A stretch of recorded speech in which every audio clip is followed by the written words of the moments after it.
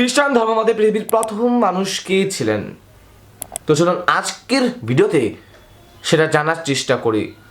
কিন্তু তার আগে বলে দিতে চাই যে আমাদের সিরিজ অনুসারে যেহেতু ভিডিওটা আসছে, সেহেতু আমাদের প্লে লিস্ট আছে, প্লে লিস্টে যেয়ে আপনারা আগের দুটো ভিডিও দেখে আসতে পারেন। তো চলুন তাহলে ভিডিওটি শুরু করা যাক। Let's go. বাইবেলে বর্ণিত আছে যে ঈশ্বর বা গড মাটি দিয়ে অ্যাডামকে সৃষ্টি করে প্রথমে, এবং অ্যাডামকে একটি বাগান, গার্ডেন অফ ইডেনে রাখা হয়।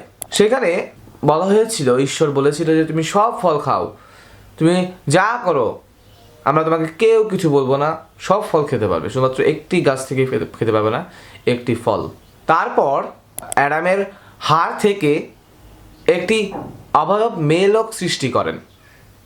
যেহেতু বলা হয়েছিল যে পেট থেকে, অর্থাৎ ওই গাছ থেকে কোনো ফল না ছিঁড়তে, কিন্তু একটি সাপের কুমন্ত্রণায় ইভা অর্থাৎ ওই মেয়ে লোকটি গাছ থেকে ফলটি ছেড়ে এবং সে খায় ও অ্যাডামকেও খাওয়ায়।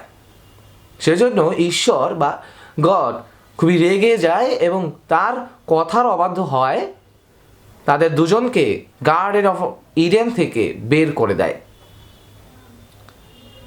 তারপর ঈশ্বর ওই সাপকে অভিশাপ দেয় যে তোমাকে সারা জীবন ধুলাবালি খেয়েই থাকতে হবে, এবং ইভা অর্থাৎ মেয়ে লোকদের অভিশাপ দেয় যে তোমাদের সন্তান জন্ম দিতে হবে এবং সন্তান জন্ম দিতে অনেক ব্যথা হবে। এবং আমাদের যে পুরুষ রয়েছে এবং অ্যাডাম রয়েছে, সে অ্যাডামকে অভিশাপ দেয় যে তোমাকে সারা জীবন কাজকর্ম করে খেতে হবে। আশা করি বুঝতে পেরেছেন যে পৃথিবীর প্রথম মানুষকে, পৃথিবীর প্রথম মানুষের গল্পটা কি খ্রিস্টান ধর্মমতে। তো যারা বুঝতে পেরেছেন অবশ্যই আমাদের চ্যানেলটিকে সাবস্ক্রাইব এবং আমাদের ভিডিওটিতে লাইক করে যাবেন। আমি অনেক কষ্ট করে আপনাদের জন্য ভিডিও বানাই। So by.